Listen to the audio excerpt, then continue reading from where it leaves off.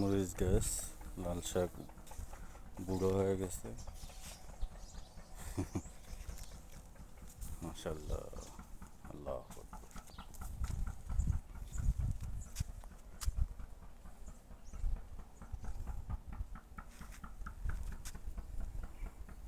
ওই পাশের মাজরা খেজুর, মাশাল্লাহ অনেক সুন্দর খেজুর ধরছে, অনেক সুন্দর খেজুর, মাশাল্লাহ।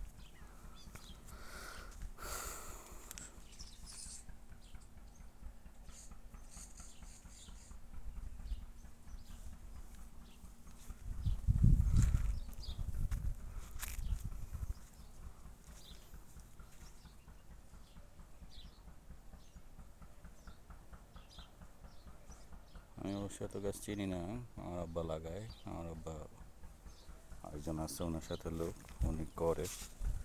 এটা বোধহয় সম্ভবত পালং শাক নাকি, এটা লাল শাক ছিল, এখন ইয়ে হয়ে গেছে, বুড়ো হয়ে গেছে, মাশাআল্লাহ।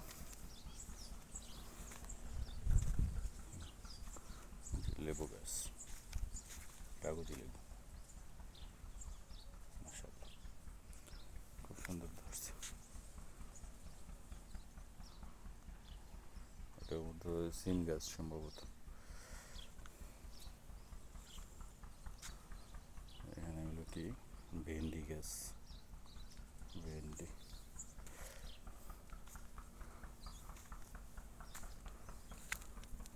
মরিচ গাছ, মরিচ ফুল আসছে, মরিচ ধরবো।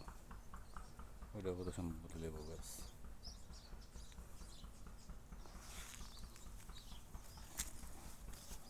ধনিয়া পাতা,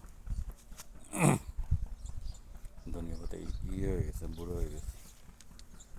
এরা বোধহয় সম্ভবত বেগুন নাকি, আমি বুঝছি না, এগুলি চিনি না আমি। মাশাল্লাহ,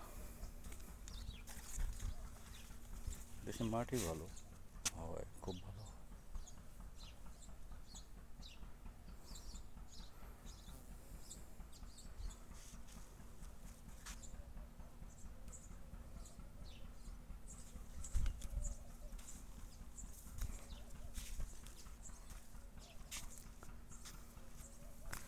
একটা লেবু গাছ, মাশাল্লাহ।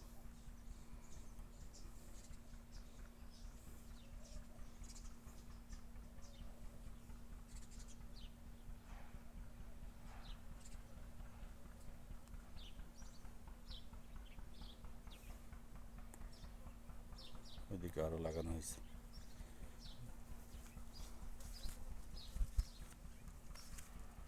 পাশের মাছরা কি সুন্দর খেজুর ধরে আছে, আরও এক মাসের একটু বেশি লেগে যাবে এগুলি পাকতে পাকতে। 1 মাস বা 2 মাস, 2 মাস পরে কাটা শুরু হইব আর কি। মাশাল্লাহ, ভালো লাগে, খুবই ভালো লাগে দেখতে। আমরা আমাদেরও দৈনন্দিন যে চাহিদাটা আছে সেটা পূরণ হয়, টুকটাক যাই হয়। মরিচ বিক্রিও করা যায়।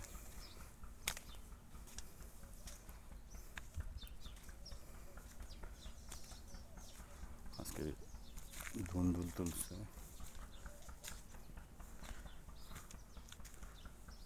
এগুলি কী গাছ বলতে পারবো না, একটা মরিচ গাছ।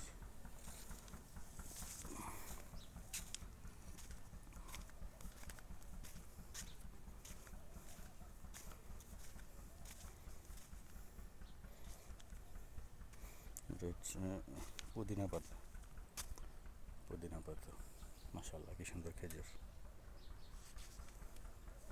ওদিকে হইলো লাউ গাছ, কদু, যেটা ওটা সিম গাছ।